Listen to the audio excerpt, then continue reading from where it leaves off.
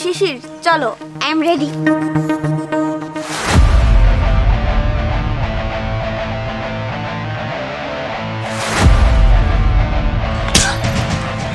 কি ব্যাপার শিশির, গায়ে হাত তুলে যে? শিশির কি হয়েছে?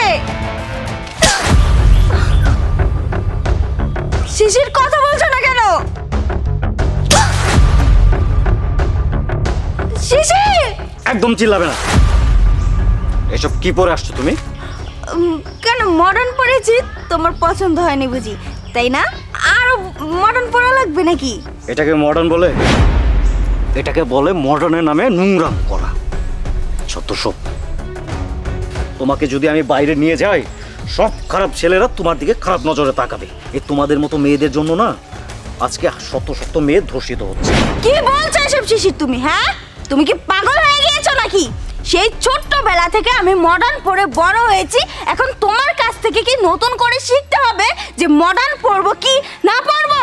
ভুল করেছো, ভুল পড়েছো, ভুল শিখেছো। শোনো, তুমি ভুলে যাচ্ছ তুমি একটা মুসলিম পরিবারের মেয়ে। তুমি মুসলিম। এরকম নোংরা পোশাক, এরকম মডার্ন পোশাক আমাদের ইসলাম সমর্থন করে না। আজকে ফেসবুকে ঢুকলে, ইউটিউবে ঢুকলে, টিভি খুলে শত শত নিউজ, শুধু ধর্ষণ আর ধর্ষণ। ধর্ষণ কেন হয়? তোমরা তো দোষ দাও ছেলেদের, আর দোষ তো তোমাদের। তোমরা নিজেরাই তো তোমাদের সম্মান ঠিক রাখতে পারো না। বুঝতে পেরেছি এখন। তাই বলে তুমি আমার শালীনতার উপরে হস্তক্ষেপ করতে পারো না। তুমি আমার ড্রেস আপ নিয়ে কথা বলতে পারো না শিশির। কিসের শালীনতার কথা বলছো তুমি? কি হয়েছে জামাই বাবাজি? বাড়ির সামনে এভাবে তোমরা এসে চিল্লাচিল্লি করছো কেন? বাবা দেখুন, আমরা মুসলিম পরিবারের সন্তান। আমাদের বউ, আমাদের বাড়ির বউ এইভাবে নোংরা ড্রেস পরে বাইরে বেরোবে, এটা আমি কোনোভাবেই মেনে নিতে পারবো না। বাবা দেখো, সেই ছোট্টবেলা থেকে তুমি আমাকে মানুষ করেছো সেই মডার্ন পরিয়ে। এখন নাকি তোমার মেয়ের জামাই থেকে শিখতে হবে যে মডার্ন পড়তে পারবো না, মডার্ন পড়লে নাকি ওনাদের বাড়ির অসম্মান হয়। এটা কি কোনো কথা বাবা, বলো তো? হিসাব হাইপার হয়েও না। আমি রাগ করে কথা বলছি না, আমার কথাটা মনোযোগ দিয়ে শোনো। দেখো, তুমি বিয়ের আগে কি করেছো না করেছো সেটা আমার জানার দরকার নেই, কিন্তু এখন তুমি আমার স্ত্রী। তোমার সমস্ত পাপের হিসাব আমাকে দিতে হবে। আর তাছাড়া ইসলামে মেয়েদের পর্দায় রাখতে বলা হয়েছে। একটা নারী যতক্ষণ পর্দায় থাকে ততক্ষণ পর্যন্ত তার সম্মান থাকে, তার দাম থাকে। কিন্তু একটা নারী যখন তার পর্দা উঠিয়ে ফেলে তখন ছোলা কলার মতো হয়ে যায়, তার কোনো মূল্য থাকে না। তুমি খুব ভালো করেই জানো আমি তোমাকে অনেক ভালোবাসি। আর সেই ভালোবাসার মানুষটা যদি দুযোগে পড়ে আমি কীভাবে সহ্য করবো বলো? বাবা শুধু শুধু আমার উপর রাগ করে, একটু বোঝান না। কি রে বাবা শিশির, বাড়ির সামনে এরকম চিল্লাইতাছ? বৌমা, বৌমা এইসব কি পোশাক পিন্দিছে? আল্লাহ গো, আস্তাগফিরুল্লাহ আস্তাগফিরুল্লাহ। বৌমা তুমি এইসব পোশাক পিনতে বাইরে আই পড়ছো? আমার পোলা যখন দেশের বাইরে আসছিল তখন তুমি ঘরের ভিতরে এইসব পোশাক পিন্দিছ। আমি কিছু কই নাই, আমি সবসময় মনে করতাম ছোট মানুষ বুঝে না, এই জন্য এইসব পোশাক পিনতে আসতো।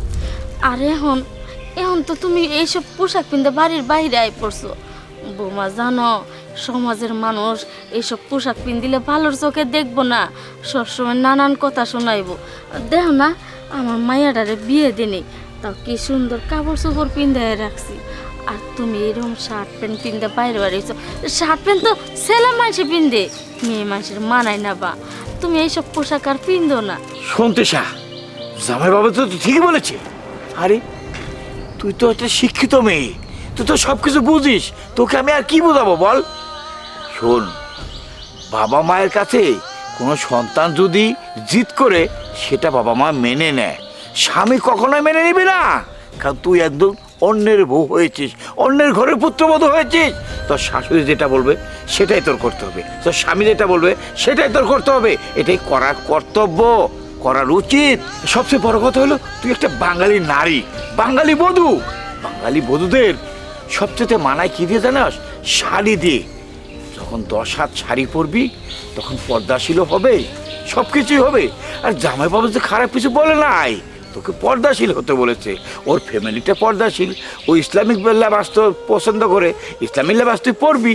আর এখানে তোর এগুলো পরার কোন মানেটা হয়? তুই কি এখনো ছোট আছিস? শোন, তুই বুঝতে পারবি, যখন তুই মা হবি তখন তুই বুঝতে পারবি যে সন্তান বাবা মায়ের কাছে জিদ করলে কি হয় আর স্বামীর কাছে জিদ করলে কি হয়। স্বামী যেটা বলে সেটা করতে হয়, এটাই কর্তব্য, বুঝছিস? এর চেয়ে বেশি কিছু আমি তোকে বোঝাতে পারবো না। আসলে জামাই বাবাজি কিভাবে যে বলবো, দোষটা আমারই। বিষয়টা লজ্জার বিষয়।